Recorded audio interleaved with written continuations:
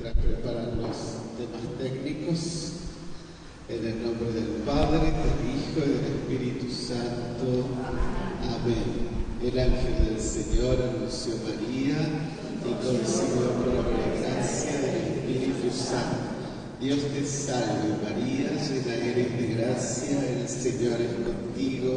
Bendita tú eres entre todas las mujeres y bendito es el fruto de tu vientre, Jesús. Santa María, Madre de Dios, ruega por nosotros pecadores, ahora y en la hora de nuestra muerte. Amén. He aquí la servidora del Señor. Hágase en mí según tu palabra. Dios te salve María, llena eres de gracia, el Señor es contigo. Bendita tú eres entre todas las mujeres y bendito es el fruto de tu vientre, Jesús. Santa María, Madre de Dios, ruega por nosotros pecadores, ahora y en la hora de nuestra muerte. Amén. Y el Verbo se hizo carne. Dios te salve María, llena eres de gracia, el Señor es contigo. Bendita tú eres entre todas las mujeres y bendito es el fruto de tu vientre, Jesús. Santa María, Madre de Dios, ruega por nosotros pecadores, ahora y en la hora de nuestra muerte. Amén. Ruega por nosotros, Santa Madre de Dios. Para que seamos dignos de rechazar las promesas de nuestro Señor Jesucristo. Te rogamos, Señor, que infundas en nuestros corazones tu gracia, para que los que hemos conocido por el anuncio del ángel la encarnación de tu Hijo Jesucristo, seamos conducidos por los méritos de su pasión y de su cruz a la gloria de su resurrección. Por el mismo Cristo nuestro Señor. Amén. En el nombre del Padre, del Hijo y del Espíritu Santo. Amén. Bueno, estamos aquí para reflexionar sobre el misterio de la cruz a la luz de la vida y de la experiencia de una mujer canonizada recientemente, conocida como Mamá Antuna, una gran misionera y sobre todo propagadora de los ejercicios espirituales de San Ignacio. Y qué mejor que en esta Semana Santa para reflexionar sobre la cruz de Jesús, ¿no es cierto? Porque sabemos que ese es el árbol de la salvación, a través de ella llegamos a la salvación. Así que bueno, por eso tenemos acá a Aldo Marcos, que es un estudioso, también que conoce mucho de la historia, y sobre todo que es muy cercano a Mamá Antuna, de alguna manera, ¿no es cierto? Por generación, por parentesco. Así que bueno, vamos a darle la palabra a él para que él nos ilumine y conozcamos un poquito más sobre esta santa argentina.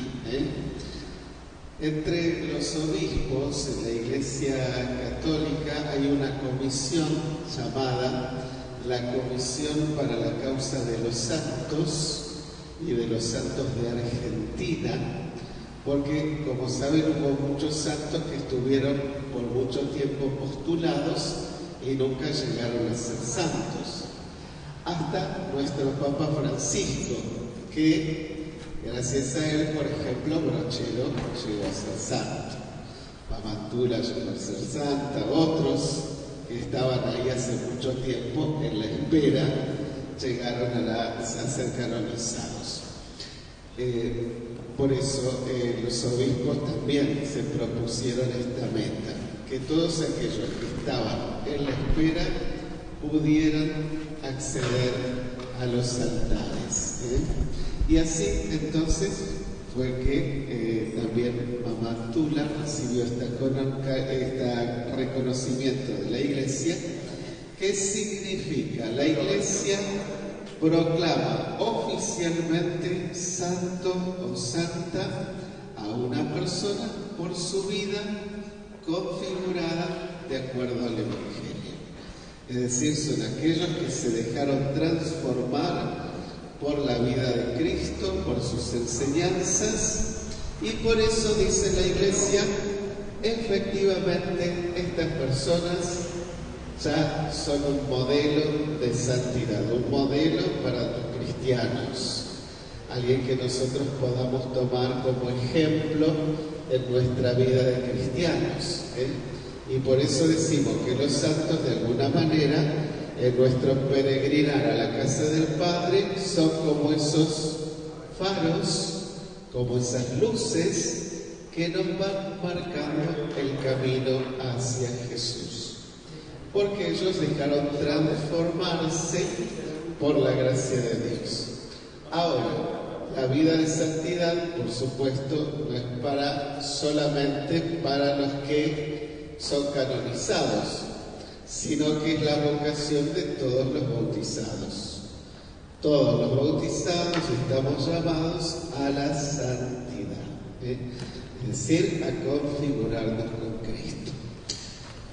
Y lo hacemos en nuestra vida diaria. Por eso también decía el Papa Francisco que hay santos anónimos, santos que no conocemos, que tienen una vida entregada, una vida de sacrificio, una vida de servicio o de caridad. Y entonces esos santos anónimos, aunque no sean canonizados porque no se los conoce, sin embargo también forman parte de esa asamblea de elegidos y elegidas de Dios. Los santos y santas de Dios, que en definitiva somos todos los bautizados y bautizadas, somos la iglesia de los santos. Y por eso no es solamente el que está en el altar, todos somos llamados a la santidad.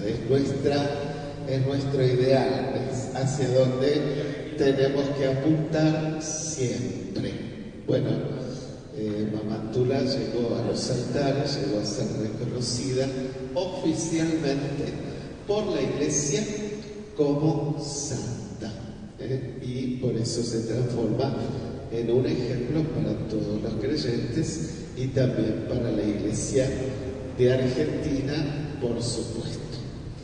Bueno, Aldo, te doy la palabra, entonces. Gracias. Muchas gracias. Buenas tardes.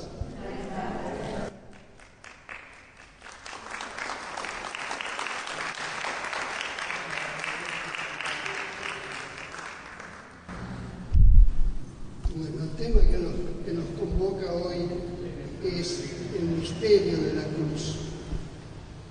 Es quizás un tema tan profundo, tan místico, que a veces nos puede llegar a hacer pensar que está lejano de nosotros, que es para unos pocos. En cambio, yo les diría que todos los que estamos aquí, desde el momento que estamos bautizados, todos hemos sido sumergidos en el misterio de la cruz.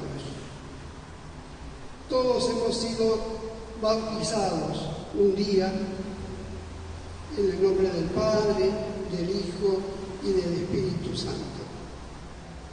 Y también en el nombre del Padre, del Hijo y del Espíritu Santo hemos sido confirmados. Recibimos el perdón de los pecados cuando nos confesamos. Recibimos el don del matrimonio, los que estamos casados, o el orden sagrado, los religiosos. Si estamos enfermos, tenemos el sacramento de la unción de los enfermos. Y todo siempre es en el nombre del Padre, del Hijo y del Espíritu Santo. Por esa razón es que cuando nos despertamos a la mañana y vemos la luz, lo primero que hacemos, ¿qué es? Es envolvernos en el nombre del Padre, del Hijo y del Espíritu Santo, pensando en el Padre que me ha creado a su imagen y semejanza, del Hijo que me ha redimido con su preciosísima sangre, y del Espíritu Santo que me santifica y me conserva con su promesa. Entonces, de esta manera ya puedo besar el crucifijo que lo tengo siempre al lado, porque el crucifijo es el despertador que me hace acordar de qué, del amor de Dios. Mi suegra, que era una mujer muy piadosa, ella le gustaba decir, ¿qué hora es? Y ella misma contestaba, la hora de amar a Dios. Porque vivimos mirando el reloj, vivimos pendientes de qué hacemos y qué no hacemos. Pero así yo les digo que siempre, en honor de la Santísima Trinidad, nos hacemos la señal de la cruz cuando nos vamos a duchar con las primeras gotas de agua.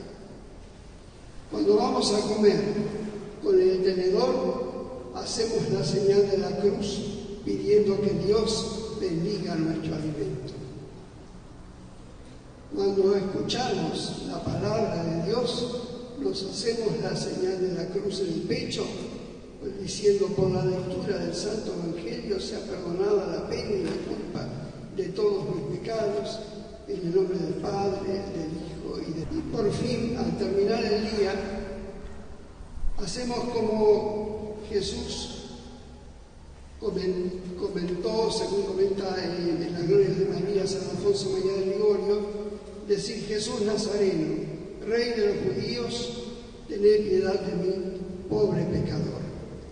Y decía el venerable Jansón que con sola esa expresión Jesús le había prometido librarnos de la muerte repentina si lo decimos antes de dormir.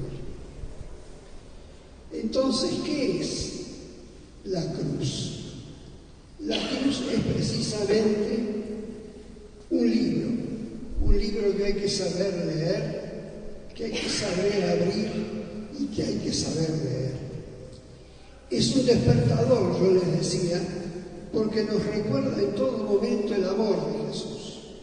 Si miramos la cruz, fíjense ustedes, ¿de qué nos acordamos? De lo que hizo Jesús por cada uno de nosotros. Y aquí tenemos una cruz que es un poco particular y pocas veces vista. Tiene varios siglos, es del tamaño de un geme, como me tradujo mi madre, que yo no sabía a los 15 años que era un geme, y es el tamaño entre el índice y el pulgar. Y está tallada en alabastro.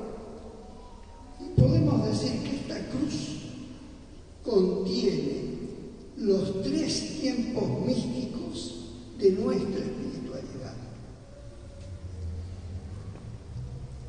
¿Qué decía Isaías? He aquí que una mujer, la Virgen, concebirá y dará a luz un niño que le pondrá como nombre Emmanuel, que significa Dios con nosotros. Y aquí ya lo vemos, el Verbo de Dios se hizo carne y habitó entre nosotros. Pero nos llama la atención porque aquel que dijo que no tenía dónde reposar su cabeza, se apoya sobre su misma mano. El que no tenía cama, se apoya sobre la cruz. Y según él mismo reveló a una religiosa, el hecho de ser Dios y hombre, verdadero Dios y verdadero hombre, Jesús tuvo todo el tiempo de su vida en la memoria el miedo, como hombre, de que le tocaba morir y muerte de cruz. Es por eso que con la mano izquierda, fíjese, que él tiene reservado para el futuro los 3 clavos con que lo van a crucificar en esa cruz. Y ahí tenemos que estira el pie izquierdo, según la tradición y según las revelaciones a Santa Brígida, le tomaron con cordeles las piernas y le estiraron, porque habían hecho previamente los agujeros más largos para causarle más tormento y descoyuntarlo. no quebrarle ningún hueso, como dice la Escritura, sino descoyuntarlo, que es estirarle los brazos y las piernas. Y esta pierna estirada, ¿qué hace? Toca y se apoya sobre la calavera. ¿Por qué? Porque Jesús es crucificado en el monte Gólgota, que es el monte de la calavera.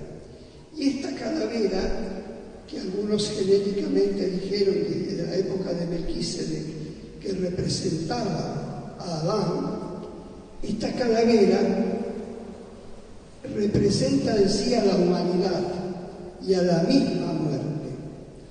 Por eso Jesús, que es verdadero Dios y verdadero hombre, y llega a decir que todo lo va a traer cuando sea elevado, alzado sobre la tierra, todo lo va a traer hacia Él. Fíjese, nosotros lo estamos mirando y Él se apoya en esa calavera que significa la muerte, porque Él pisa la muerte, porque Él triunfa diciendo: yo soy la vida, y todo aquel que muera, aunque muera, vivirá. O sea que aquí tenemos los tres tiempos, y el último es el de la redención, el tiempo de la encarnación, el tiempo de la pasión y el tiempo de la redención. Los tres tiempos convierten la cruz, convierten el crucifijo en un mar, como decía San Pablo de la Cruz, un mar en el que hay que sumergirse, o en el que a veces somos sumergidos aún contra nuestra voluntad. ¿Y para qué nos sumergimos en este mar de la cruz? Para pescar. ¿Pero qué pescamos? Gracia y gracias. Aumento de gracia si sufrimos unidos a la pasión de Jesús. Y gracias, que son las que nos concede Jesús como fruto de su misma pasión. Esta es ella. Esta es María Antonia de San José, Santa María Antonia de Paz y Figueroa. Fíjense ustedes que es una joven mujer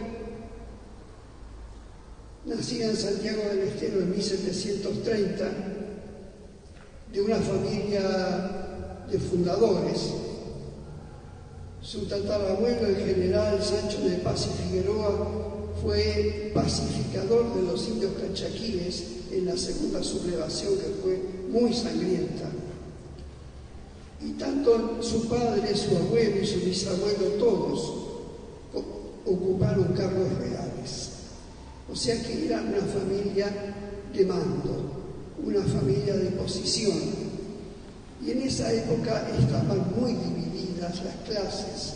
Estaban los conquistadores por un lado y la gentecita, como le llamaban, que eran los naturales, por el otro. Ella nace en Santiago del Estero, la madre de ciudades, que había sido fundada en 1553 por su sexto abuelo, el general Francisco de Aguirre Meneses. Pero es una zona, como dice su nombre, llena, poblada de esteros. Los esteros, cuando vamos llegando en avión, vemos cómo brillan como si fuera plata, que son las salinas, que no tienen vegetación alguna, pero después, así cortando abruptamente, tenemos el bosque, y aparece el bosque achaparrado o elevado, con muchas espinas, con muchas alimañas. Y en ese medio tan inhóspito, realmente, ella nace y echa mano tanto de su sangre materna como de su sangre paterna, porque su abuela materna, que era Suárez de Cantillana, eran propietarios desde hacía 200 años casi del beaterio de la Compañía de Jesús, que era una casa donde las niñas y las viudas se recogían para llevar una vida de piedad, porque en ese momento no existía la posibilidad de ser laicas consagradas como existe hoy, sino que se era monja de clausura que ya no salían nunca más o tenían esta posibilidad de ser beatas. Ella a los 15 años opta, va a ser beata de la Compañía de Jesús, ya que los jesuitas habían sido sus maestros, le habían enseñado a leer y a escribir, cosa que era muy rara en una mujer, que las mujeres se jactaban de ser analfabetas porque decían que esto no era cuestión de su sexo. Y por el lado de su padre, justo cuando ella cumple años, a su padre lo nombran defensor general de naturales. Y hoy nos preguntamos quiénes eran los naturales. Los naturales eran los indios, los mestizos, los negros. Los mestizos, que eran las mezclas entre una raza, podemos decir, o una familia indígena con otra. Y había varias, y venían desde el norte y estaban habitadas originariamente las tierras por estas familias que tenían su propia idiosincrasia. Por eso la Iglesia, acompañando a los conquistadores y queriendo imponer un poco de justicia ante los desmanes que a veces los mismos conquistadores cometían en contra de la salud y de la vida de los naturales o indígenas, llamados indígenas o indios, porque aquí no se llamaba América sino Indias occidentales. El que nace en las Indias es indio, por esa razón. Y también por los negros, que eran muy valiosos porque eran traídos de Brasil y eran una muy fuerte, poderosa mano de obra. Entonces ella elige este camino, va a ser beata de la Compañía de Jesús y se va a dedicar a ser precisamente maestra, catequista de estos naturales.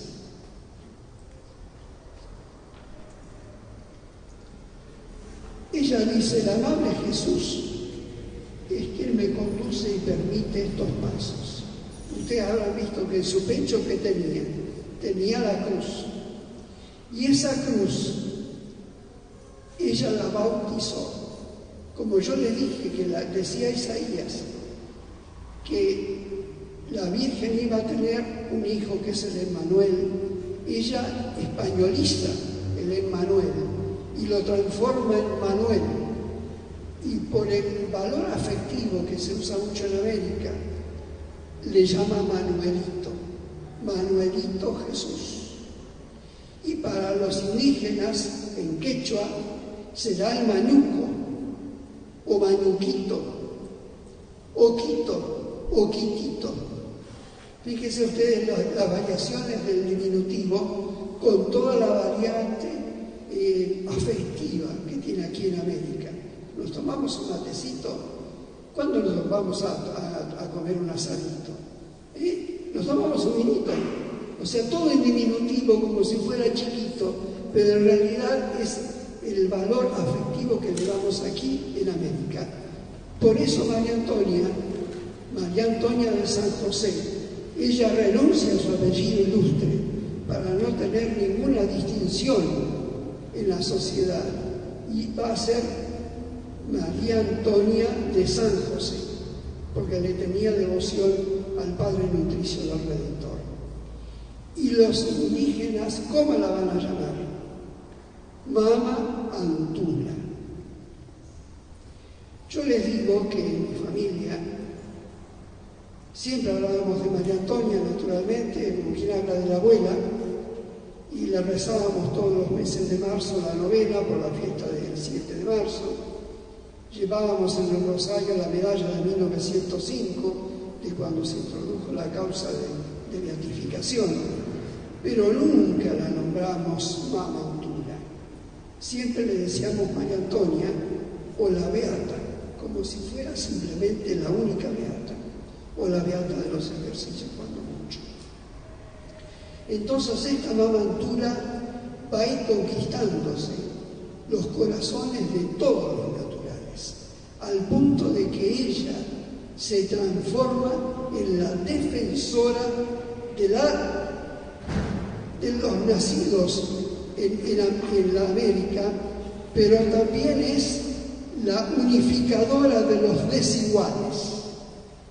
¿Por qué? Porque todos estos eran desiguales, que no eran iguales a los blancos españoles, pero tampoco eran iguales a los negros, y eran iguales a otros mestizos. ¿Y por qué hacemos esta diferenciación en esta época en que ya no tenemos ese tipo de problemas? Porque en el siglo XVIII, el siglo de las luminarias, el siglo en que se vivía con mucha pompa, ella elige cubrirse su cabello y su cuerpo con ese hábito, porque si no le tocaba, ¿qué? Vestirse con muchos rulos, muchos moños, con peluca, muchas alhajas y piedras, y muchos brocados y volados y puntillas, porque así se vestían las señoras de su condición. Entonces ella prefiere ser beata para vestirse modestamente, como una consagrada a Jesús. Entonces, de a poco, ella va haciendo el camino de reconciliación entre dos hermanos que no se veían como hermanos hasta que ella llegó.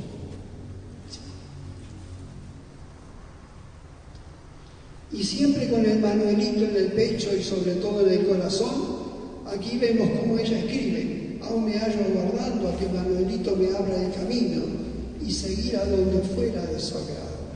O sea que aquí la voluntad de Manuelito es sinónimo de la voluntad divina. Sí.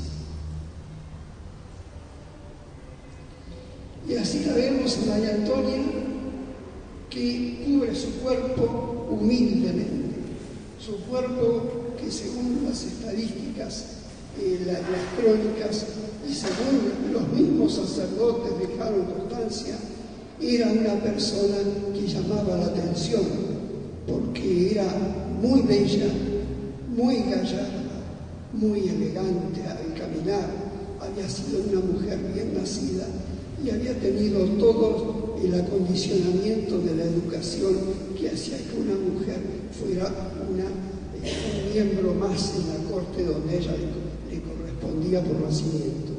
Sí. Y este es el retrato original, el retrato oficial, reconocido por la Iglesia el día de su canonización, que fue el 11 de febrero de 2024. Y aquí de nuevo con el manuelito. Fíjese el manuelito. Es un niño. Y vamos a ver la correspondencia que hay entre Dios, la cruz y el niño. ¿Qué pasa? No todos hemos sido niños. Quizá nos hayamos olvidado, pero tenemos hermanos. Y si no tenemos hijos, y si no tuvimos hijos, tenemos sobrinos. Y si no tenemos sobrinos, tenemos ahijados. Pero ¿quién no sabe lo que es un niño? Cuando viene un niño, ¿qué hace? Transforma la casa. Nos hace sonreír, nos hace reír. Pero de a poco, cuando el niño nos dice: ¿querés jugar conmigo? Ahí ya está preguntándonos qué relación queremos tener con él, qué relación de afectividad y de compromiso tenemos con él. Y así nos pide Dios cuando nos visita con la cruz. ¿Por qué nos retuerce la cruz? ¿Por qué nos escuece, como decían los españoles, y nos pone la piel de gallina y nos hace lagrimear y nos duele y nos molesta, porque la cruz contraría nuestra voluntad, nos hace vivir, hacer, sentir lo que no nos gustaría ni hacer, ni ver, ni sentir, porque esa no es nuestra voluntad, es la voluntad nuestra, no es la voluntad de Dios en nosotros en ese momento.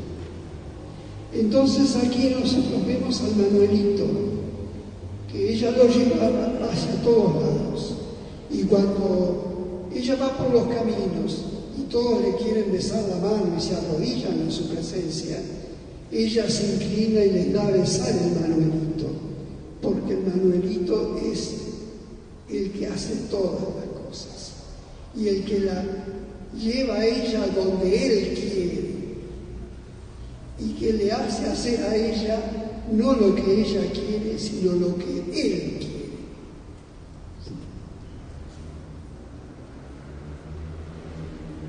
Es por eso que ella se pregunta continuamente, ¿quién puede penetrar, quién puede entender las cosas de mi Manuelito Jesús? Porque son incomprensibles, no se entienden. Es una lógica, una razón que no va con la razón humana, porque es la lógica de la cruz. Fíjese que el mismo Jesucristo, ¿qué dijo en el huerto de los olivos? Padre, si es posible, pase de mí este cáliz, pero no se haga mi voluntad, sino la tuya.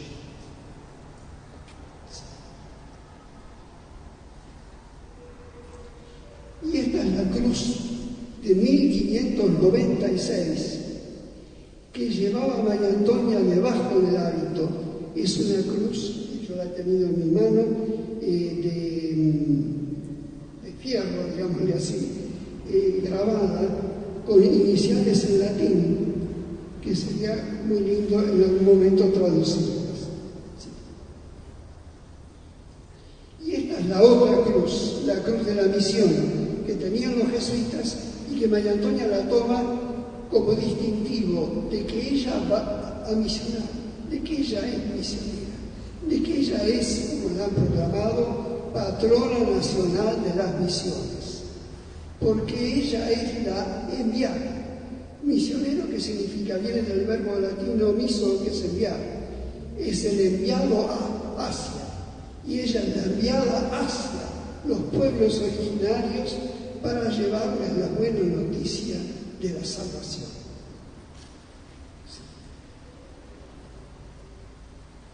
Y aquí la tenemos a María Antonia, con San Ignacio. Ella, discípula de San Ignacio, decide imitarlo en todo. Entonces, bajo el amparo de la Virgen de los Dolores, que está allá arriba, en este cuadro de Luis Quirós, la vemos a María Antonia que tiene. A la mano derecha tiene el Manuelito, como una madre que lleva a su hijo con ella. Y en la otra mano tiene la cruz. Frente a ella está San Ignacio con su libro de los ejercicios en la mano. Y ella, fíjese cómo camina por una geografía indeterminada, no abierta, una geografía que solamente conoce el amor.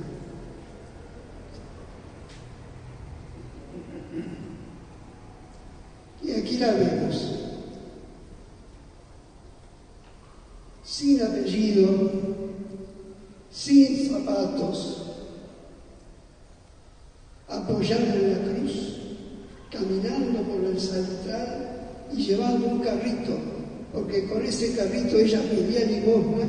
¿Para qué pedía limosna? Para los que eran más pobres que ella, porque ella no tenía nada.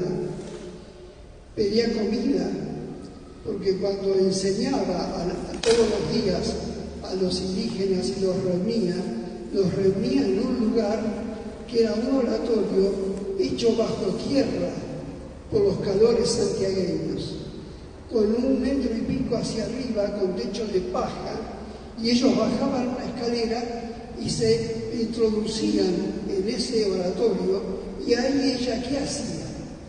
Les hacía cantar en quechua el Padre Nuestro. Le gustaba mucho el canto y tenía muy buena voz. Entonces con el canto, como San Francisco Solano, que también pasó por Santiago del Estero, ella se fue conquistando los corazones de los desiguales y todos empezaron a sentir algo nuevo, algo distinto. Y eso nuevo y distinto, ¿qué era? ¿Qué es? Es ser todos hijos de Dios. Y a las mujeres les enseña a hacer confituras y laminadas con colores para que fueran más lindas a la vista. Y les enseña mucho el arte del telar, que ya lo dominaba. Y a los varones, ¿saben a los varones que les enseñan? A fabricar las tejas musleras. Hacían la masa y con la marca de la pierna hacían las tejas, las ponían a secar al sol, después las pintaban y así las tejas de los discípulos, digamos, de María Antonia empezaron a tener en sus casas esos techos que ya no eran de paja, sino que eran con tejas. Todo un adelanto para esta sociedad colonial pobre, unas casas virreinales del virreinato del Perú, muy pobres, y vivían entre el barro y a veces no tenían ni agua.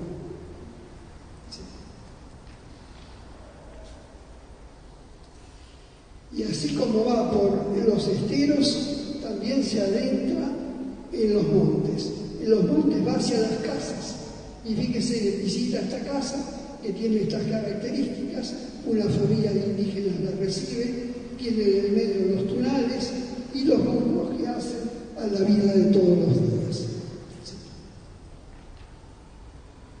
Y aquí la vemos a María Antonia entre los indios, con los pobres y con los negros.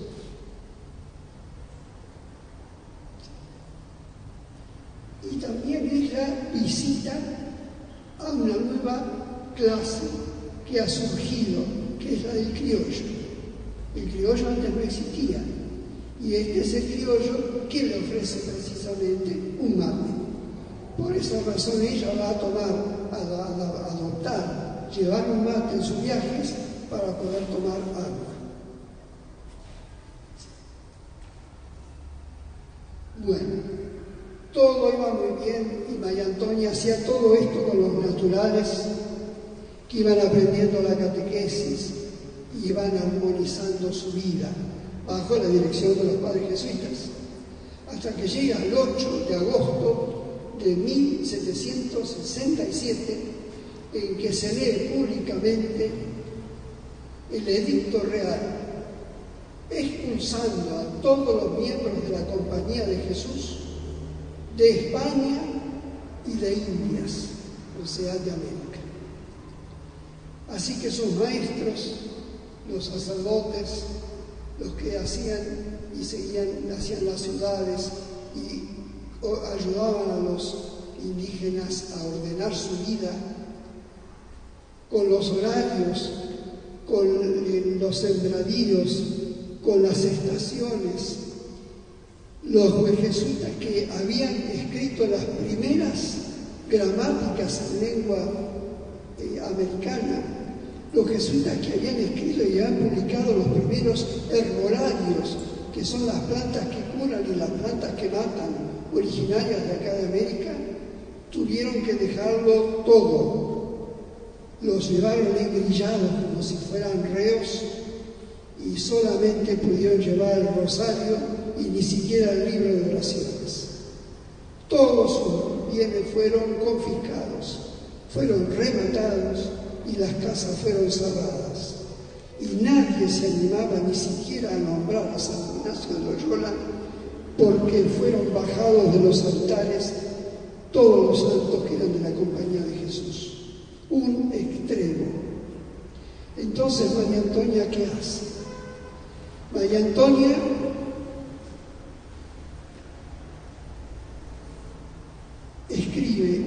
quisiera andar hasta donde Dios no fuese conocido para hacerlo conocer.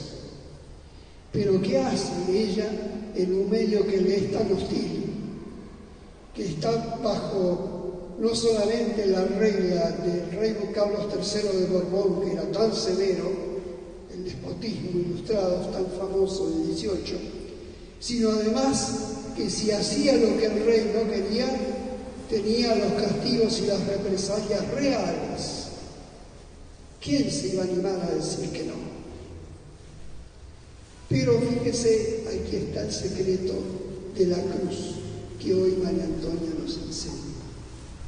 Ella con las 3 beatas que la acompañaban y con un peón de patio que llevaba el carrito con las cosas pesadas que iban donando para los ejercicios, ¿qué hacen?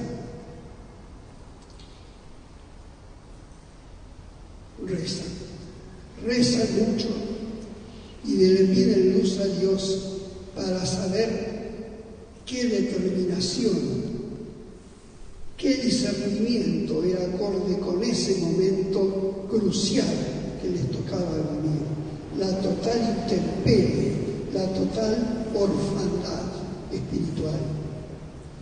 Fíjese que todos los indios, expulsados los jesuitas, ellos tomaron el bosque y no lo vieron más. Todos se fueron entre los árboles y se escondieron llorando su desventura, porque con los padres jesuitas ellos tenían la vida ordenada. Sin los padres jesuitas perdieron el orden y pidieron el norte, y un norte que los llevaba a Dios, nada menos.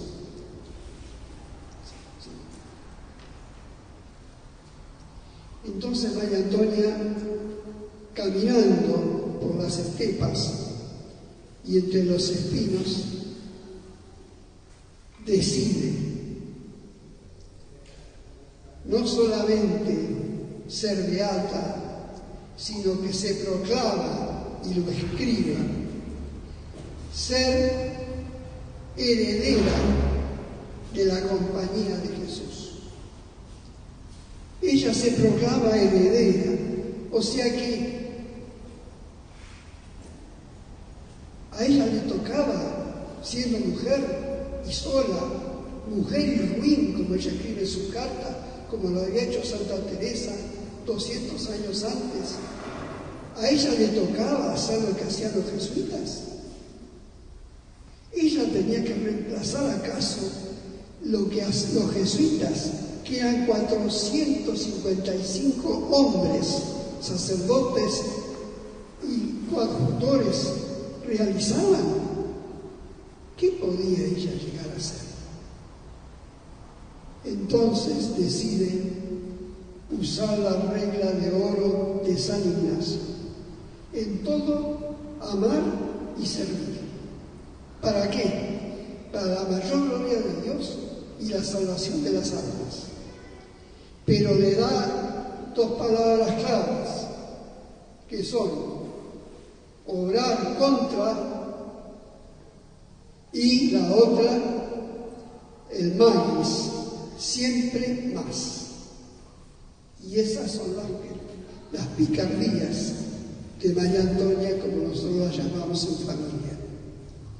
¿Qué hace María Antonia? ¿Va a hacer lo que está prohibido hacer? La hubieran llevado presa. ¿Va a subir otra vez la imagen de San Ignacio? No. Entonces habla con su hermano. Ella tenía un hermano, Fray Simón, de Paz y Figueroa, que era comendador de los padres mercedarios. Entonces se ponen de acuerdo, y viendo que la sociedad ya estaba necesitando de nuevo los ejercicios espirituales que les hacían realmente bien, ¿qué deciden hacer? Pedir autorización a la iglesia, que se la daba él y los sacerdotes de la iglesia de la Merced, y al cabildo por medio de los cuñados y primos que eran caminantes. Entonces la autoridad civil, la autoridad eclesiástica, maravillosamente increíble, pero aprueba que sean administrados los ejercicios espirituales como antes lo hacían los expulsos, los expatriados, los mal queridos jesuitas. Sí. Y aquí tenemos a María Antonia en un dibujo de Máximo de Castro Paz, con una de sus cualidades únicas, irrepetibles. María Antonia es una mujer de paradojas. Es mujer, es jesuita, siendo que los jesuitas eran solo hombres, y sabe leer y escribir, escribe cartas. Escribe cartas de tal forma que sus cartas recorren el mundo. Ella, ¿a quién escribe? ¿A quiénes? Escriben a los padres que estaban expatriados. Los padres expatriados, engrillados como malhechores, fueron llevados en un barco a Roma y una muy buena parte fueron alojados por la emperatriz Catalina de Rusia. O sea que en Roma o en Rusia estaban los sacerdotes, muchos de los cuales habían sido sus maestros, algunos eran sus sobrinos sacerdotes, otros eran seminaristas, y ella, con el corazón destrozado, porque en su carta lo manifiestan, les escribe contándole cómo se desenvuelve la vida espiritual en Santiago del Estero a partir de que ellos se fueron. Entonces, ¿qué les cuenta? Les cuenta admirablemente que los padres se fueron en agosto.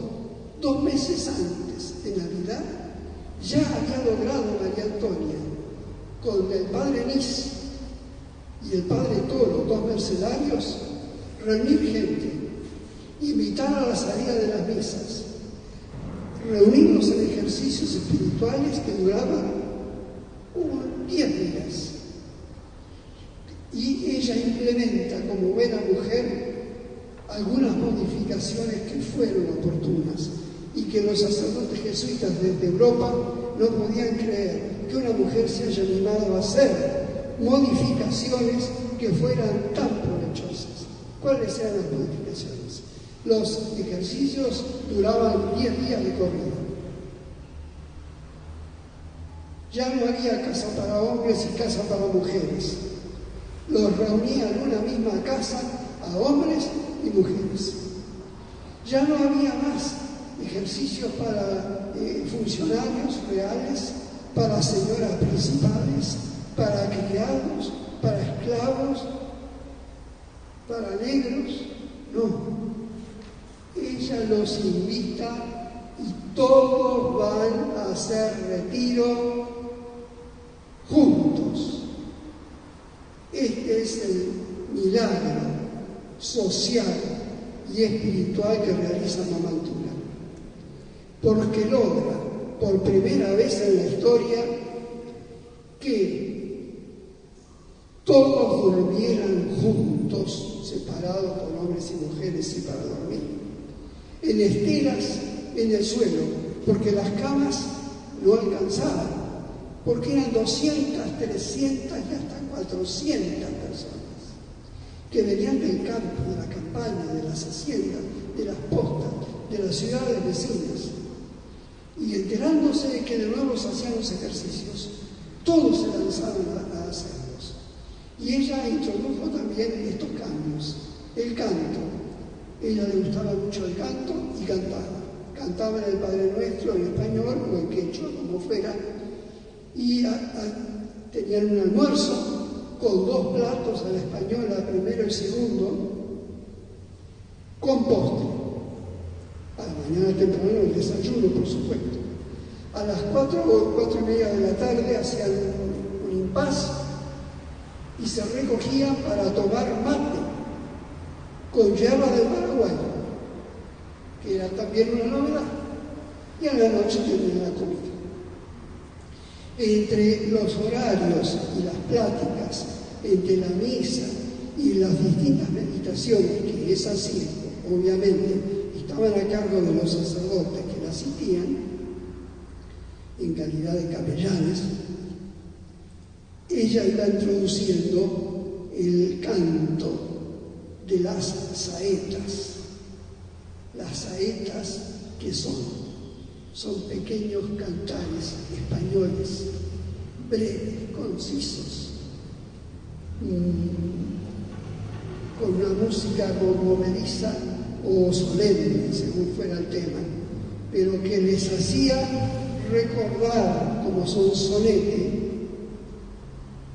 las verdades de la fe. A tal punto que mi tatarabuelo, que era sobrino tataranieto de María Antonia, que era santiagueño también, él desarrolló su vida en Buenos Aires, y dice que iba recorriendo por los campos y iba cantando una saeta, que era perdón, perdón, oh Dios mío, perdón y clemencia, perdón y clemencia, perdón y piedad. Esa canción que le hemos rezado o cantado tantas veces en las Semanas Santas. Sí. Ahora, ¿qué pasa con estas cartas? Estas cartas apabullan hombres, los hombres que mandan, los hombres de gobierno, los hombres de Europa. Estas cartas son traducidas al italiano, al ruso, al alemán, al francés, y el Papa ordena que se las traduzca al latín, porque en ese momento el latín era la lengua universal de la Iglesia. Todos leían las cartas de María Antonia y salían edificados, como se decía en ese entonces. Y hasta el punto que en 1789, cuando en Francia, cuando se leían sus cartas y se remozaban espiritualmente los monasterios que habían caído en el desgano y en el oropel cortesano del rey, mientras las cabezas eran cortadas por la guillotina y caían los nobles y caían los sacerdotes y las monjas, que fueron todos pasados a degüello, se leían las cartas de María Antonia. Y aquí la vemos en su propósito de recorrer ciudades, de recorrer las aldeas, de recorrer los desiertos. Ahí la vemos caminando, apoyada siempre en su cruz y con una bolsita con la que llevaba los pequeños enseres, porque ella comía poco. Llevaba su libro de oraciones, la Virgen de los Dolores, que es pequeñita, y el mate para tomar agua. Sí. Miren lo que ella escribe. Mi Manuelito es quien me conduce. No le fío mejor custodia, porque no sé lo que sería de mí sin él. Aunque sean los montes de más escabrosos, en los desiertos más rígidos, si a él se le pone, a él he de ir yo, y todo ha de sobrar. Y si se le pone también que andemos surcando mares, ¿quién se lo embarazará? O sea, ¿quién se lo impedirá? Va con el Manuelito en el regazo. Así como la madre no se puede separar de su bebé, ella no se puede separar de Jesús. Y tampoco Jesús la quiere dejar sola, porque Jesús va a donde va María Antonia. Y los prodigios que ella va realizando en el camino lo devuelven. Aquí la vemos. Dos características que ella adoptó como practicidad femenina y como salvaguardia también de su propia vida. Tenía que caminar, pero tenía que caminar por el camino real y por donde no había camino. entre víboras, alacranes, los mosquitos gigantes, todo tipo de insectos que la picaban en el camino, y ella iba con unas pequeñas hojotas o ullutas que se le gastaron enseguida, entonces iba descalza. Entonces optó por vendarse los pies y las piernas con unas vendas mojadas en vinagre, porque había comprobado que con el vinagre las alimañas no la picaban. Y otro recurso que tuvo era, como no tenía luz, era pobre para tener farol, entonces entre pueblo y pueblo viajaba ella con sus 3 beatas que la acompañaban y el peón de patio, viajaban las noches de luna. Entonces a la luz de la luna iban de pueblo en pueblo, de ciudad en ciudad, de distancia, a posta, y así pasaban la noche y pasaban y llegaban a los lugares donde nadie los esperaba. Ese es el tema. Sí. Y este es el recorrido que hace María Antonia. Después de haber hecho en Santiago del Estero, en Silipi, Catamisqui, Loreto, Soconcho y Salavina, decide ya salir a las provincias, como le decimos hoy. Y así como sus antepasados, que son los fundadores de estas ciudades, que son capitales, habían fundado y habían elegido la picota con el nombre del rey, siendo alféreces reales y llevando el estandarte del rey, ella hace el camino al revés. Lo hace desde Santiago del Estero hacia el norte, buscando casas, personas, corazones, vajilla, alimento para hacer los ejercicios. ¿Saben lo que es alimentar 400 personas 3 veces al día sin cobrarles un solo real, sin tener medios, porque todos eran pobres? ¿Cómo hacían? Pedían limosna, pero la limosna era escasa. Entonces ella, primero pidiendo a la autoridad del obispo o del sacerdote a cargo de esa ciudad, pide autorización para darlos en una tanda de ejercicios. Y bueno, y ese es el caso, por ejemplo, de Tucumán, que en Tucumán llegó a estar casi 3 años, porque fíjese que en este recorrido ella no fue un viaje de fin de semana, como decimos ahora. Ella tardó 9 años en hacer este recorrido, 9 años, yendo a lugares donde no la esperaban, buscando casa para alquilar, camastros para donde la gente pudiera descansar, vajilla para alimentar, y luego lo más difícil. ¿Qué es lo más difícil?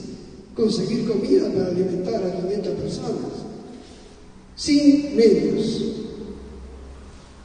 Entonces, el Manuelito, que no la dejaba un solo minuto, empezó a hacerse ver.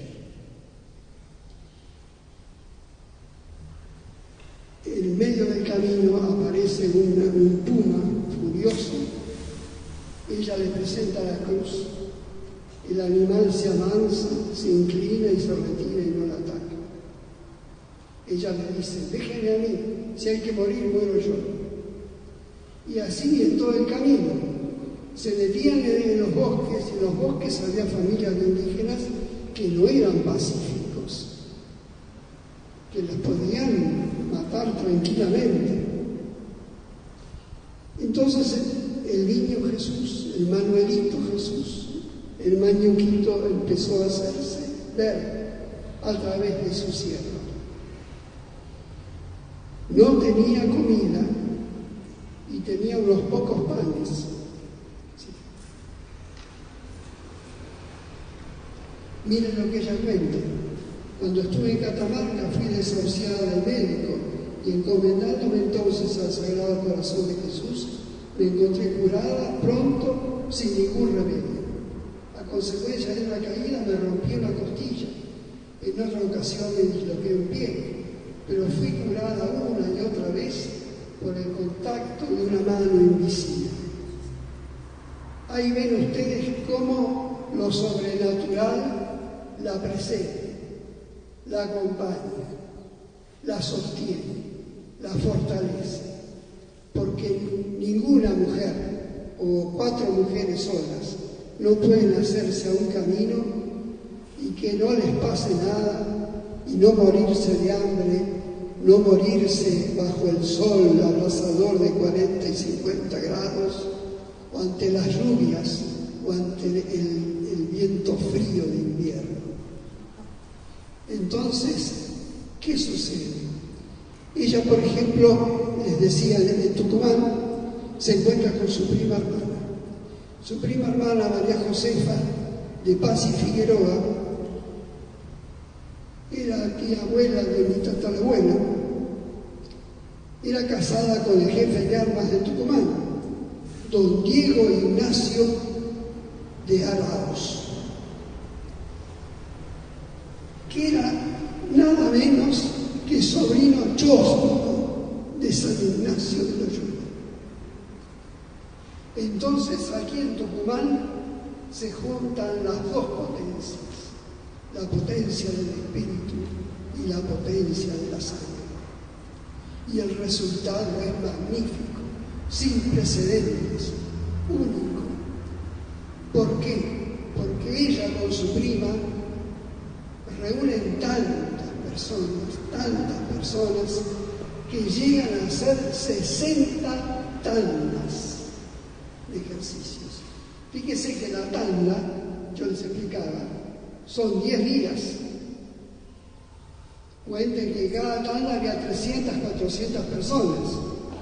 Descansaban 2 días para limpiar la casa y rezar y hacer penitencia y dar gracias. Y entraban otras 300 o 400 y así 60 veces.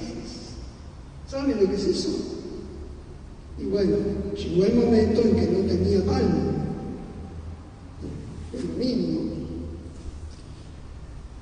y no tenía comida. Entonces, ¿qué sucedía?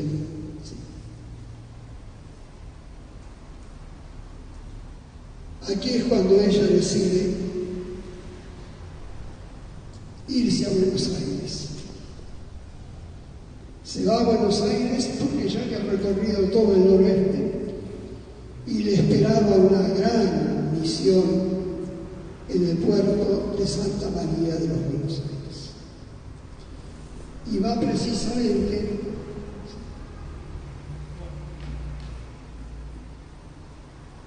caminando. Va caminando y llevando luz en su camino. Y el camino es largo. Toma el camino real siempre, pero es difícil. Es difícil, ¿por qué? Porque nunca saben con lo que se van a encontrar en el camino. ¿Quién los va a recibir? Si va a ser fácil o no la estadía y dónde van a pasar la noche. Todavía, fíjense lo que les digo, todavía existen algunas postas donde se calcula que María Antonia pasó por ahí con sus vianas. Tan viejas son estas postas y con los árboles centenarios que le dan cobijo y le dan ese impas como para seguir el peregrinaje. Sí. Y bueno, llegando a Luján, ya hacia Buenos Aires, visita a la Virgen y luego toma el camino en la calle de las Torres, que era la calle más ancha y más larga de Buenos Aires, que es la actual avenida Rivadavia, que hoy mismo es la calle más larga. Y ve al final esta cruz de hierro forjado, que es la cruz de una iglesia. Y aquí en este dibujo de Leoní Matis vemos cómo María Antonia está entrando en la Iglesia de la Piedad. La Iglesia de la Piedad, en la actual Bartolomé y Paraná, donde hoy está su sepulcro, que es monumento histórico nacional. Ahí ella se aparece, porque los muchachos piensan que son borrachas, que son locas o jesuitas disfrazados. Entonces le tiran piedras y ellas entran a la iglesia y las recibe la madre, siempre amiga, la Virgen de los Dolores, la que ella desde al salir de Santiago del Estero llevaba en su regazo y que ella le pedía todo porque la había nombrado la abadesa de su casa. Y aquí la vemos a María Antonia. Llega a Buenos Aires en la primavera de 1779. Es una mujer de escasos 50 años, esbelta, muy bella, que llama la atención de todos. Primero porque no la conocen. Segundo que como no usa apellido no la pueden ubicar de ninguna forma. Y decir María Antonia de San José, hasta que la conozcan, es decir, NN en ese entonces. Entonces ella, ¿qué hace? Empieza a abrirse camino y se presenta a la familia de sus paisanos. Está unos días en la casa de unas hermanas santiagueñas, y estas, ¿a quién la llevan? Lo llevan a la casa que habían fundado los abuelos del general Manuel Belgrano, los abuelos maternos, los González Casero, Islas, santiagueños.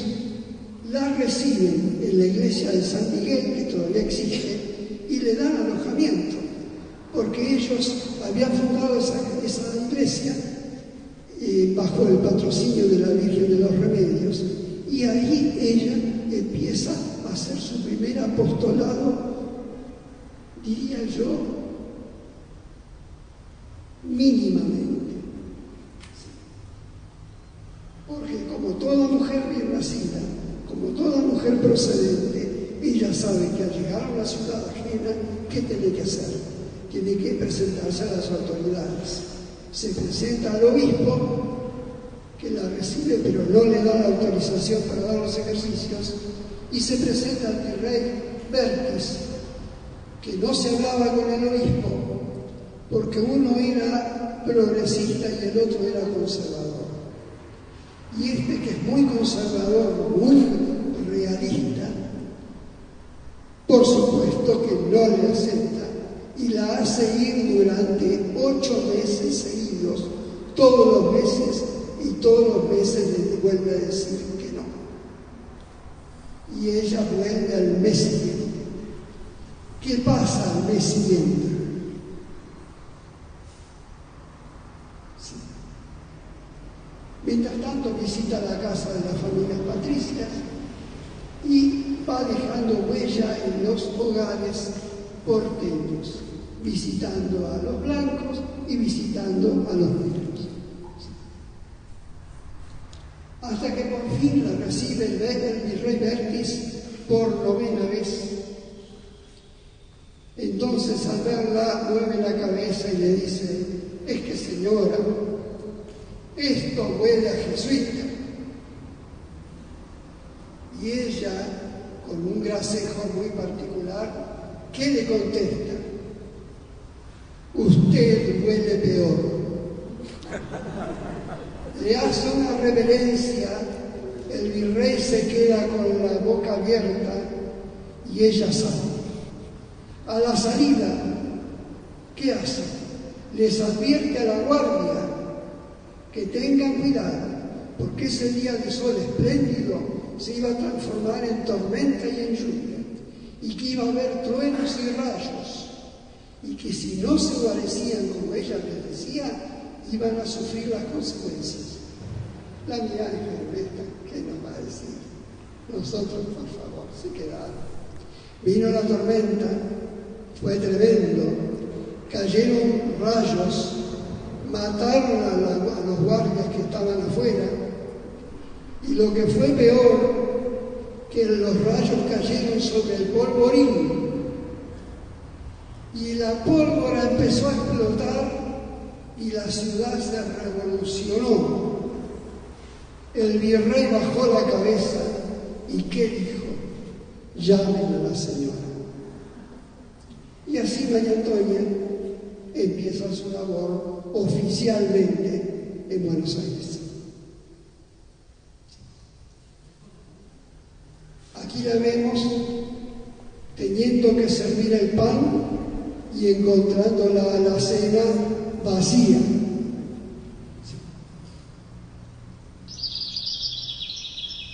Aquí vemos con la inteligencia artificial y la Gracias, Dios.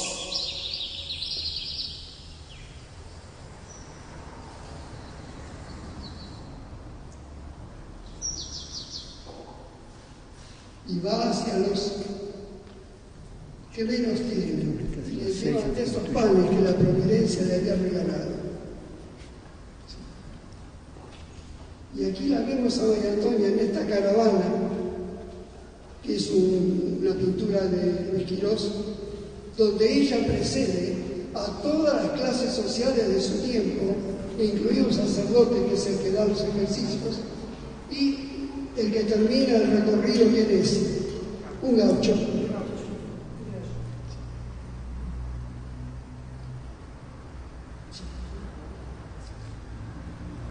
Y esta es María Antonia, con el retrato original.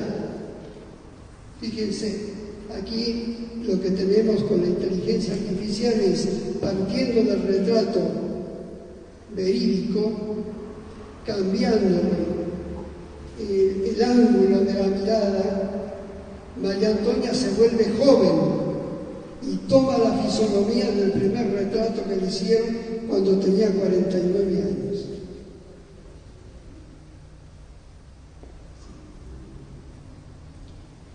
Y esto es lo que dice: la administración de bienes espirituales que Dios prepara por mis manos, sin embargo, de la divinidad con que admito semejantes beneficios y de la divina misericordia con que para ellos se distinguen, me hacen inferir que su divina majestad, o sea Dios, tal vez me conceda terminar mi carrera en la práctica de algún proyecto que produzca utilidades permanentes.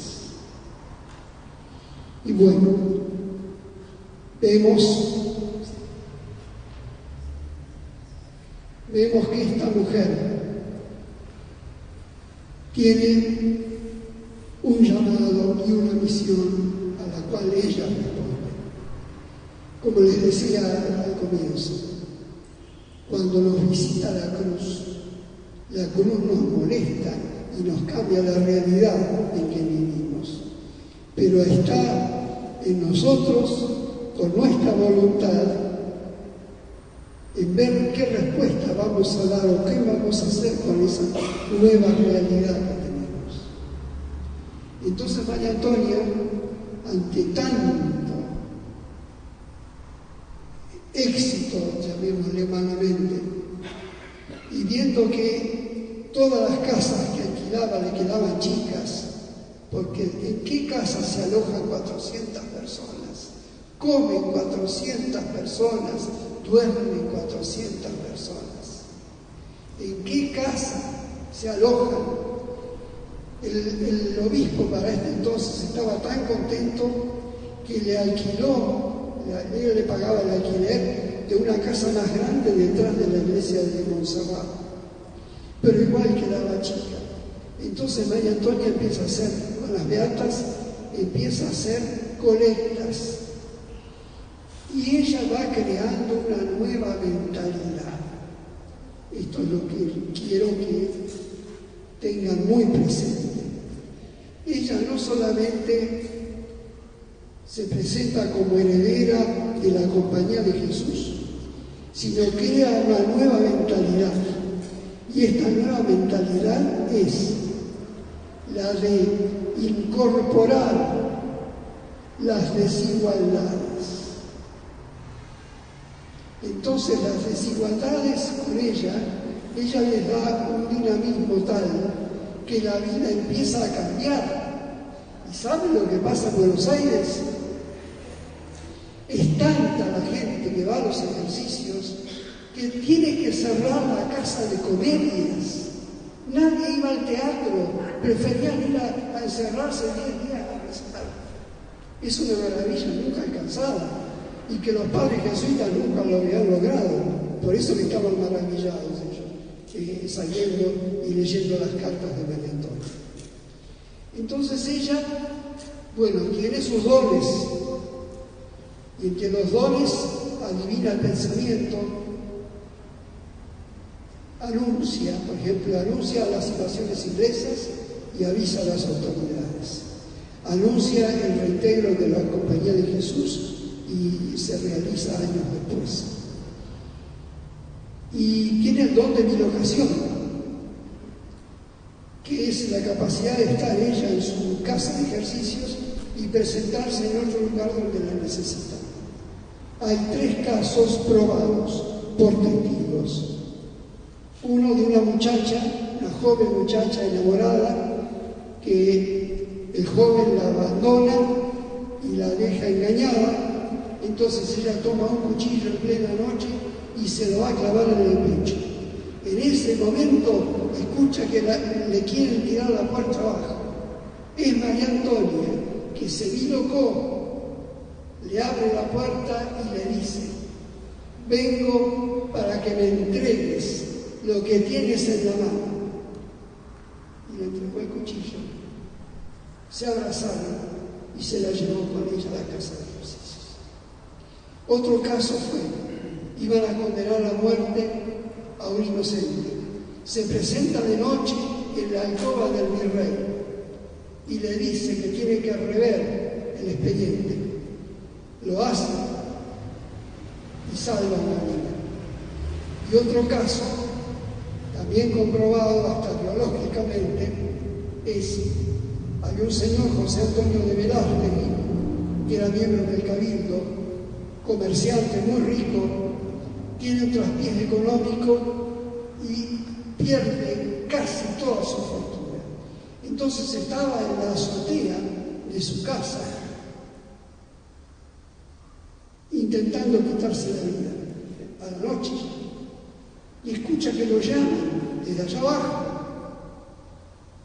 don José Antonio, y la ve, era la beata de los ejercicios, como le decían. Y bueno, se pusieron a conversar. No solo que no se suicidó, sino que ella le dijo qué tenía que hacer para levantar la economía de su familia. Así lo hizo. Fue todo un éxito y él, que era muy piadoso, tuvo una hija y le puso como nombre María Antonia. Y esa señora fue María Antonia Velázquez de Cazón, casada con el jefe de policía de Buenos Aires, que fue presidenta de la Sociedad de Beneficencia.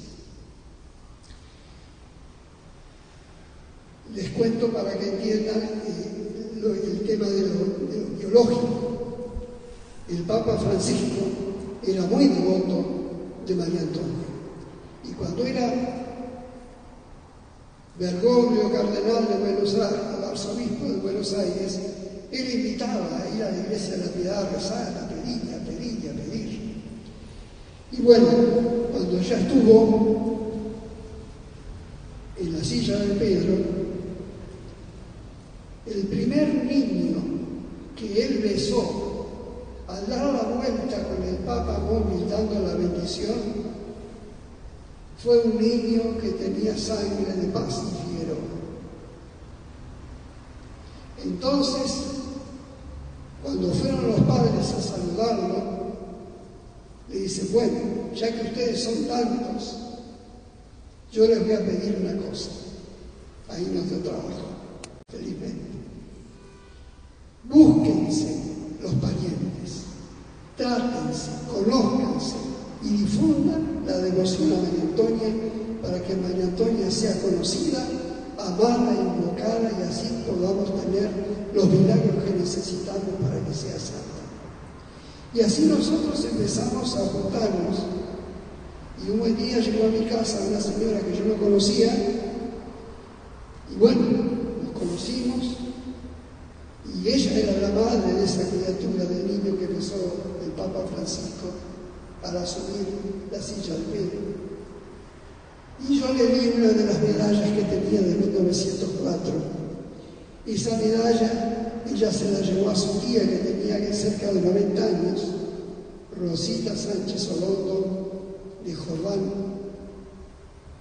y ella mandó a acuñar medallas y empezamos a repartir medallas, y otro empezó a hacer estampas con la bandera argentina, y estampas y medallas, y empezaron a hacer algunas imágenes que no se podían con culto público porque estaba prohibido, hasta que María Antonia fue felizmente beatificada en el 2016. Entonces volvemos a la casa. Fíjense quiénes le ayudan a construir la casa.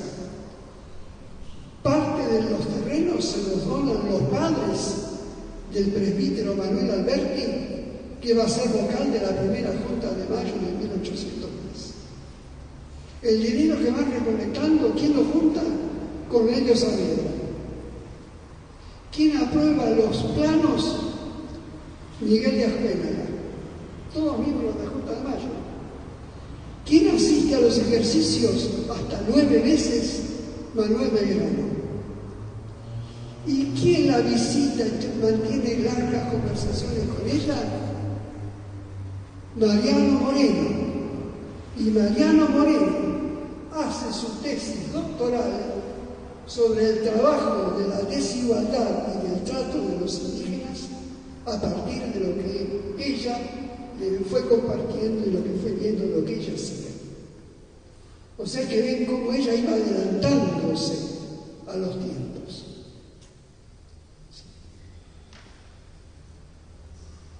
Esta es la puerta de la Santa Casa, inaugurada en 1795, que ella tituló Casa de Dios y Puerta del Cielo.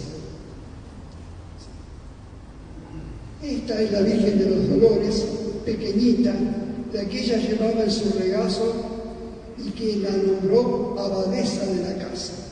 Cuando le faltaba algo, lo iban a pedir a la abadesa y lo tenían inmediatamente. En un momento tenían la casa llena de gente para ejercicios. Van a buscar el arcón que todavía se conserva y el arcón estaba vacío, no había un pan.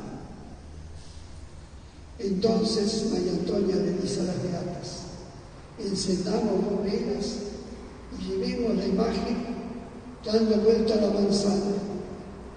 Cuando volvieron a la puerta, ¿qué había en la puerta? 3 canastos con pan recién hecho, calentito. Sí. Y fueron muchas las amistades que ella tuvo. Aquí vemos al virrey Guillón, que vino del Perú para pedirle consejo y para pedir el socorro de sus oraciones. Tenía otra cualidad María Antonia, que podía cambiar las especies, porque a veces tenía porotos, pero necesitaba pelones para el postre. Entonces iban, por ejemplo, un vendedor de porotos con su canasta siempre cubierta con una servilleta y le dice: por favor, deme los pelones que tiene la canasta. Y ella le dice: madre, no, tengo porotos. Y no, que tiene pelones. Y levanta la servilleta y las canastas estaban repletas de pelones. Ese día tuvieron corte.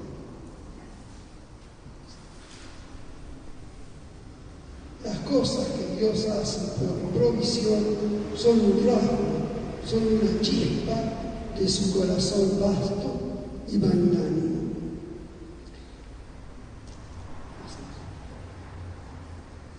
Aquí está el primer patio de la Santa Casa, con la cruz que ella puso con sus manos el aljibe.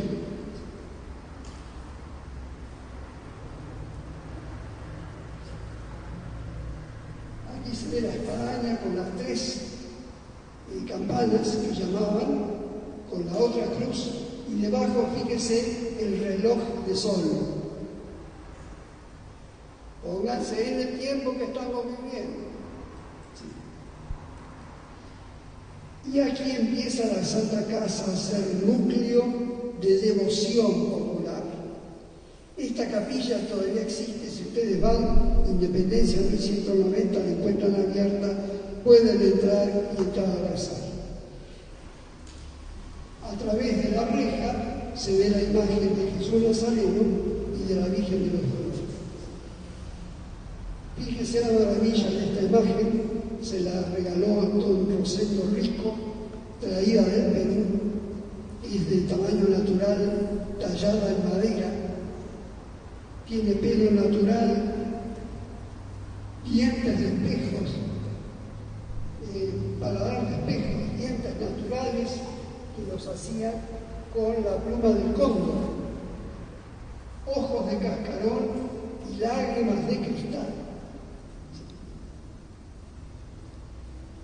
A nosotros, los parientes, nos fue dado el privilegio de limpiarlo y de ponerlo en condiciones, porque después de estar guardado durante mucho tiempo, fue sacado por primera vez en el 2018, después de beatificada María Antonia, y paseado desde la Catedral de Buenos Aires hasta la Santa Casa de Ejercicio nuevamente.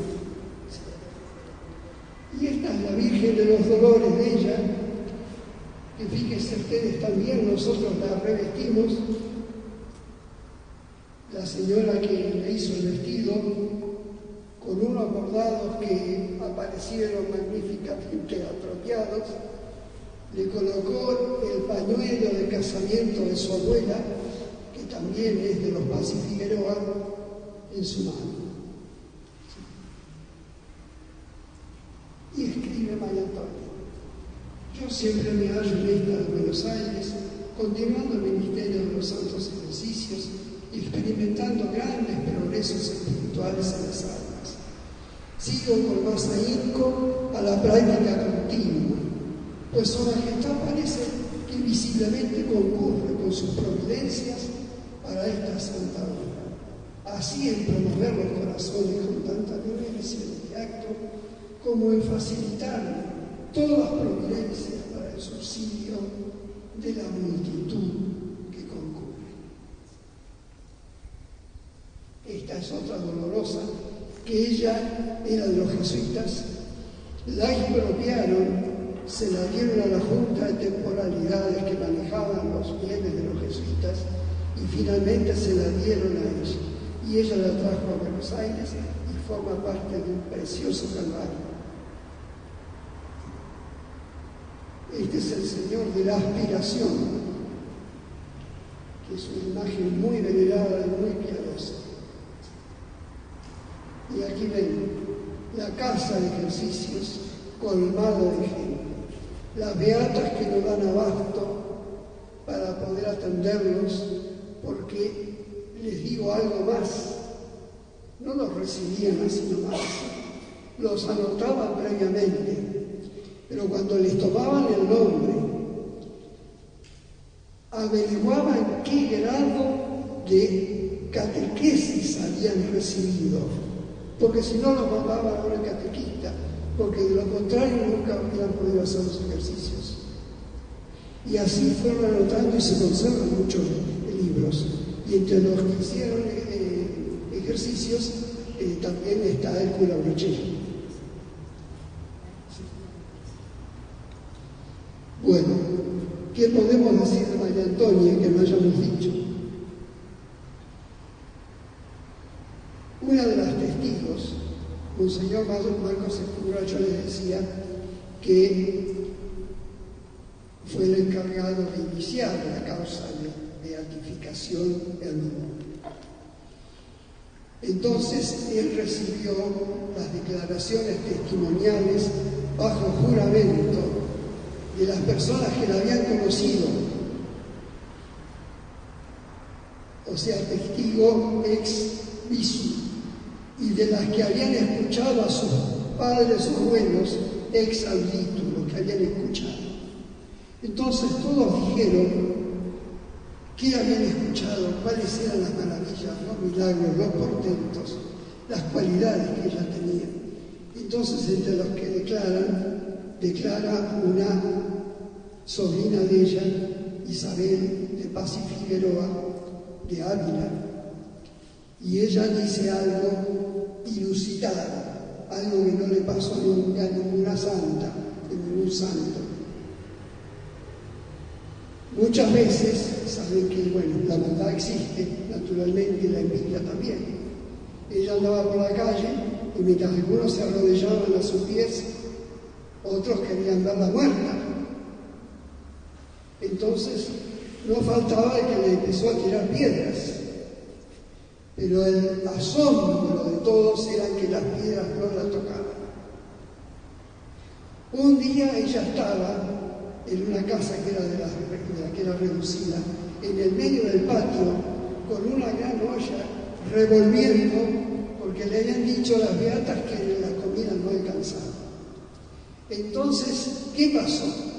Ella empezó a revolver y la comida empezó a crecer de tal manera que casi rebalsaba la olla. Pero el portento, ¿cuál fue? Que se largó una gran lluvia, una gran tormenta como la que hemos tenido nosotros ayer y hoy. Y alrededor de ella, que estaba sentada en el jardín, se formó un círculo y el agua no la mojaba. ¿Pueden creerlo? O sea, así demostraba Jesús todo lo que Él es capaz de hacer con quien da todo por Él.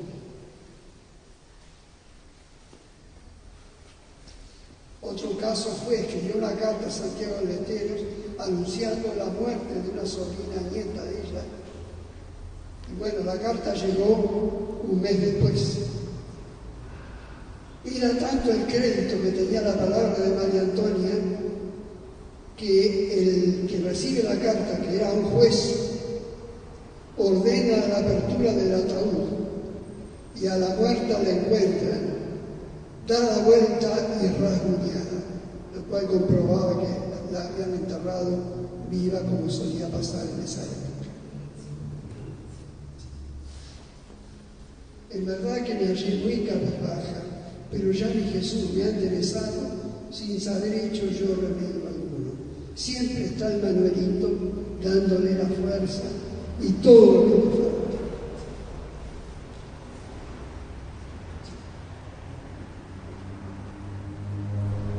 Y bueno, llega finalmente el día 5 de marzo de 1799, ella ya no daba más, sus fuerzas no daban más. Había caminado con uyutas o descalza más de 4.500 kilómetros. Y les digo además que dormía sobre una tarima de madera y usaba por almohada una piedra. Nunca comió carne y solo se alimentaba con un poco de agua, un poco de pan y una sopa, porque con la sopa lograba recibir la fuerza que necesitaba para seguir. Dicta 2 días antes de su muerte el testamento y no se olvida de nada. Siempre mujer previsora, ¿qué hace? Le concede la libertad a los negritos que le habían regalado y que estaban a su servicio. Ella en 1799 se adelanta 14 años a lo que resuelve la asamblea del año 13. Están todas las autoridades, los sacerdotes, los miembros del cabildo. Se encuentra presente Francisco Antonio de Escalada, el suegro del general San Martín, que se había casado y le había nombrado a María Antonia madrina de casamiento. Y en su enlace anterior tuvo una hija que ella fue la madrina de bautismo. Bueno, todos son testigos de lo que sucede en el momento de la muerte.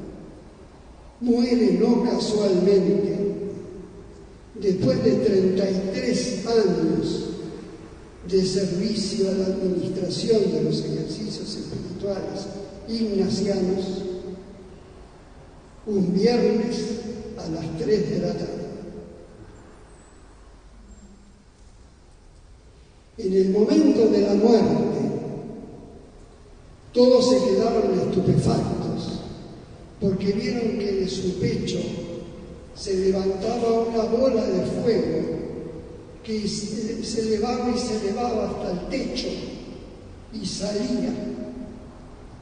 Y toda la casa quedó perfumada con aroma de rosas y de violetas que no las había. Y bueno, al día siguiente fue sepultada con entierro de pobre, sin cajón, sin letrero, con cruz baja, al lado de la iglesia de la Piedad que la había recibido, ¿se acuerdan?, cuando ella llegó a Buenos Aires. Sí. Esta es la escultura que está sobre su tumba en la Basílica de la Piedad en Buenos Aires, que mandó a hacer Monseñor Escurra en Génova, de acuerdo a la fisonomía de sus primeros retratos.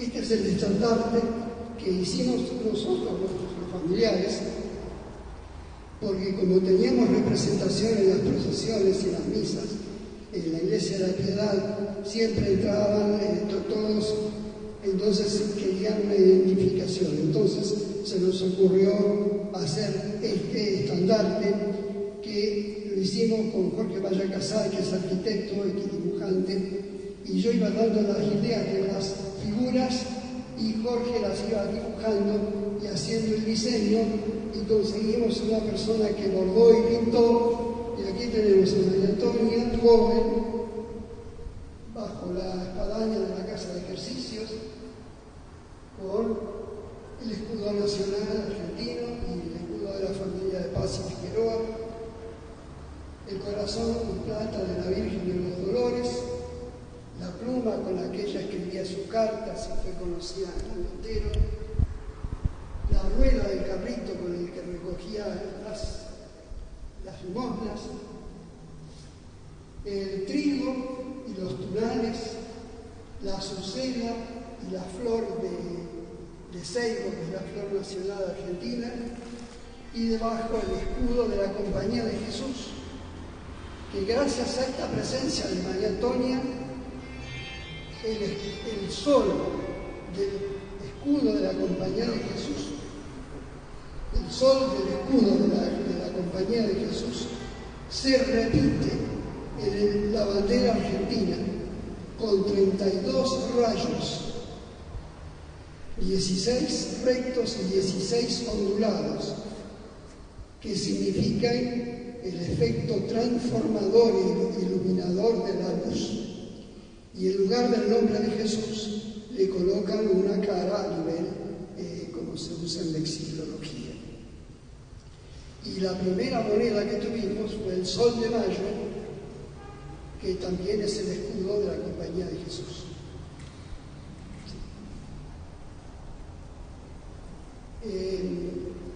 Con motivo de la beatificación, los parientes hicimos colectas y llamamos a Félix Bunge, que es un vitralista muy conocido de Buenos Aires, que nos representó estas 5 escenas de la vida de María Antonia, que están en una puerta vaivén al lado de su sepulcro en la Basílica de la Piedad. Bueno, y este es el regalo que nos hizo María Antonia. Este mismo señor Bunge quiso hacer el retrato de ella, pero ¿qué sucedió? Que la Madre General de la Casa de Ejercicios nos dijo que como ya estaba próxima la beatificación, la imagen, o sea, la imagen gigante para la misa que iba a celebrar el anuncio papal, si iba a ser en Santiago del Estero, ella pensaba pintarla con los ojos marrones. Entonces toda la familia nos opusimos y nos dijimos que no, porque en la familia se daba la repetición de los ojos verde azulados transparentes, que hayamos visto en muchos y que actualmente muchos lo tienen. Entonces, Félix Bunge, con la mujer que por primera vez decidió participar haciendo un vitró con su marido, se pusieron a hacer el vitró, pintaron el rostro completo y le dejaron los ojos en blanco. Con gran sorpresa que tuvieron que cuando ponen en el horno el vidrio, el fuego empieza a subir, la temperatura sube, más de lo acordado, lo cual ya era peligroso porque tenía peligro de que se podía romper el vidrio. Dejan enfriar el vidrio, abren el horno y aparece este rostro con este color de ojos. María Antonia nos regaló el auténtico color de sus ojos.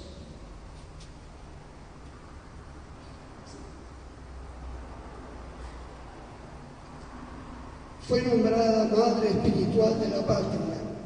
Esta es la imagen de tamaño grande que se encuentra en la Catedral de Buenos Aires. Ella, la Madre de la Patria, se encuentra frente al sepulcro del Padre de la Patria, el General José de San Martín.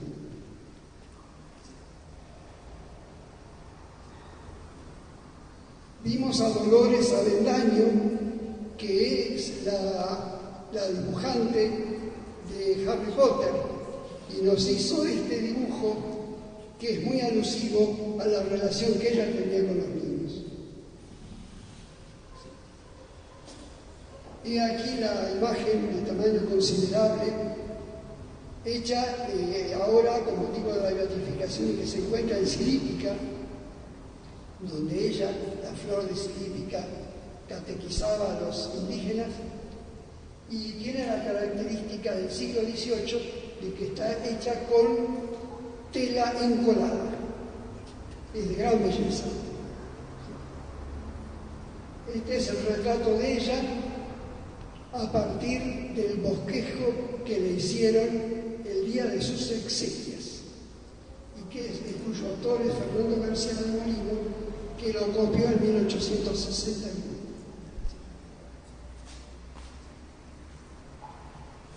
Esto, como les decía, es la imagen que pusieron en Roma.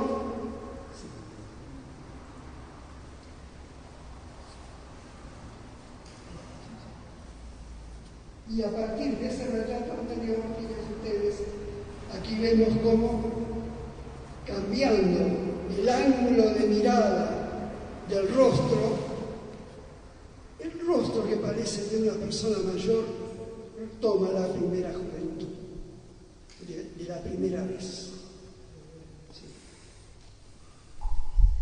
Aquí vemos la inteligencia artificial nos ofrece esas posibilidades a partir de los dos retratos originales, y su lema: amarla y hacerle amar mientras me dure la vida.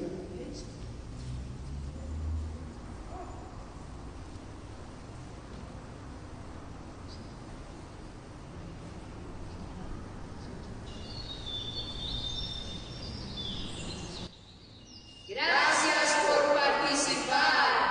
¡Que viva Jesucristo!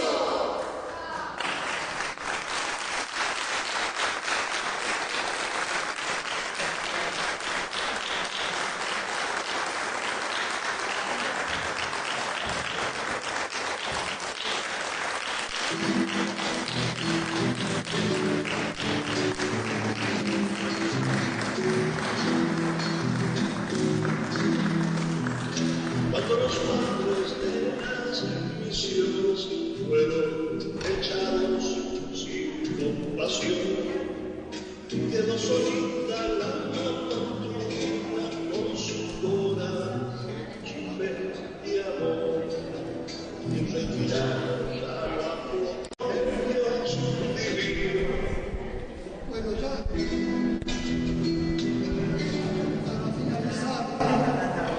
les quiero mostrar cuando tuvieron que levantar el cementerio que estaba al lado de la iglesia de la Piedad. Las beatas de los ejercicios, hijas de Bolívar Salvador, estuvieron muy preocupadas porque estaba la tumba de su madre y no sabían dónde. Recuerden que fue sepultada sin cartel, sin cruz alta. Entonces fueron desesperadas a hablar con el arzobispo Manuel de Escalada, que era primo hermano de Remedios de Escalada de San Martín, y él formó dos comisiones, una de caballeros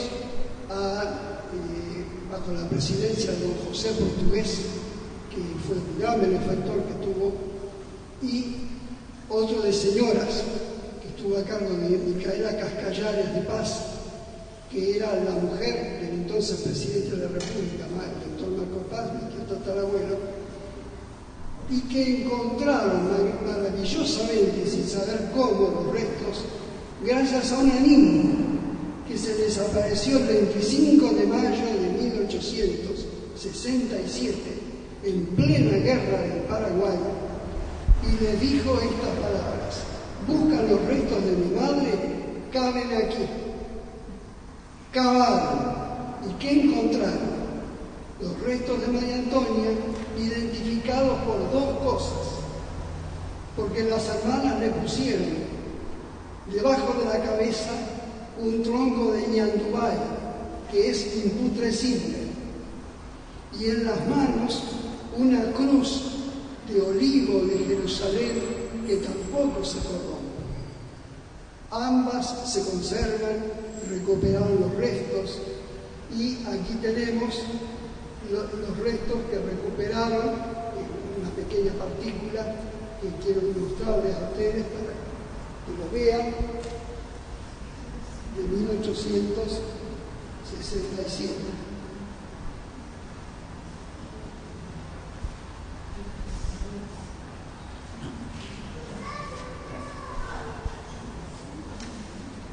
Ya vamos terminando.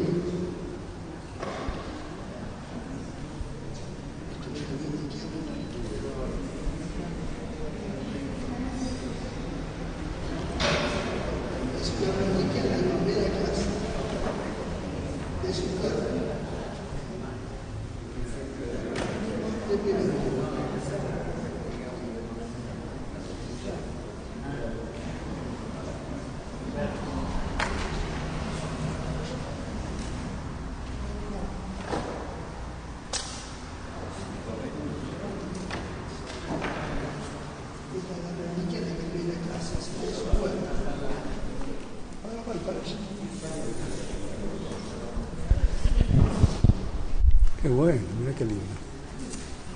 Muy bien.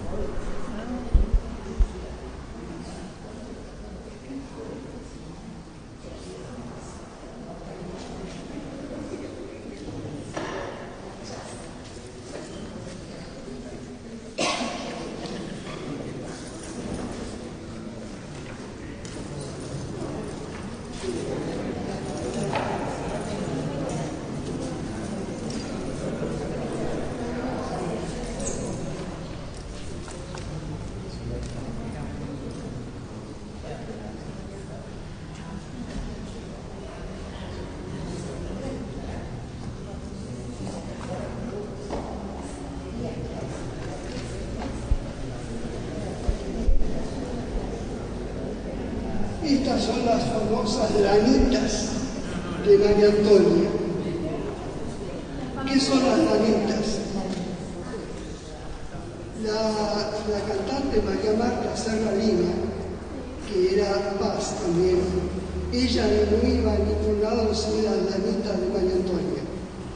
Las lanitas son los restos del hábito que encontraron junto con los restos, y les puedo asegurar que yo los he tenido, no me he animado a tocarlos, pero son de una tela gruesa así, negra,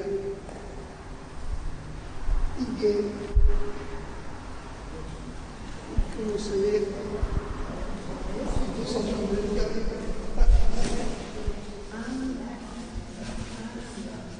Les digo que pueden tocar ustedes el rosario, lo que tengan, y se convierte en reliquia de tercera clase.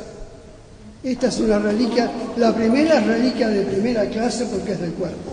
Esta es reliquia de segunda porque lo usó ella. Y una reliquia de tercera es la que van a tener ustedes tocando.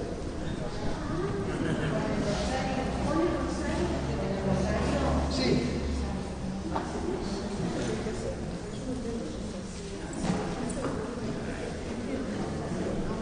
Miren esto.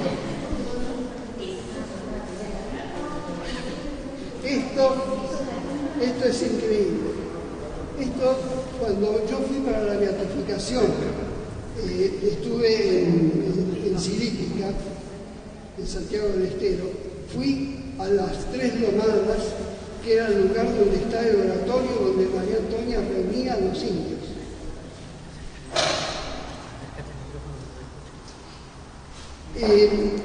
Hicieron excavaciones y de las excavaciones aparecieron los dinteles del oratorio. Y fíjense lo que es la madera.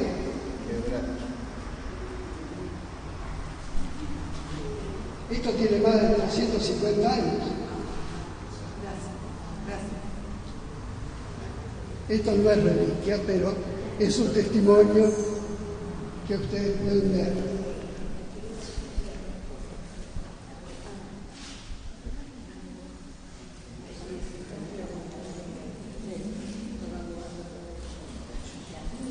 Y ya para terminar, esta es la estampa oficial que hicieron en Roma en 1905, cuando se inició la causa de canonización, que fue interceptada por un hecho político que fue la Revolución Libertadora, porque todos los papeles y todos los testimonios por quintuplicado que estaban listos en la curia de Buenos Aires para mandar a Roma fueron quemados junto con las iglesias, ustedes ya saben.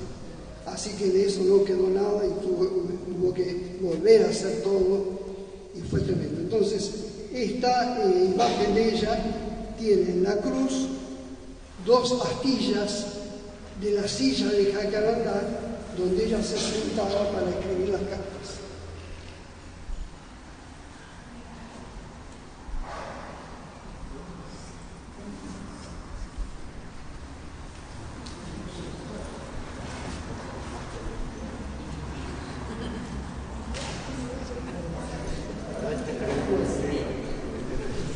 Bueno, quedan liberados.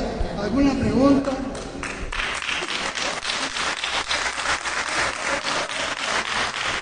Bueno, damos gracias a Aldo.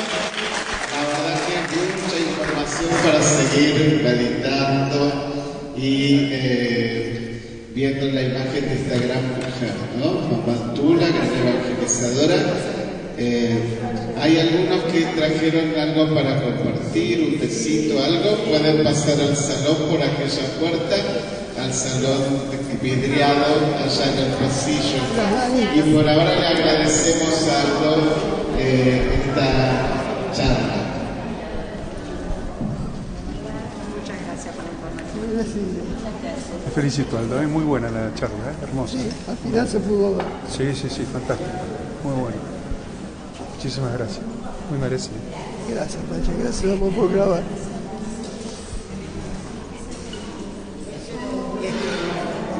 A ver, Qué hermoso. ¿Les gustó?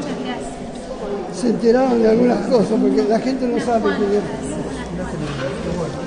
Muchas gracias, muy interesante. Muchas gracias. Muy interesante, muy interesante.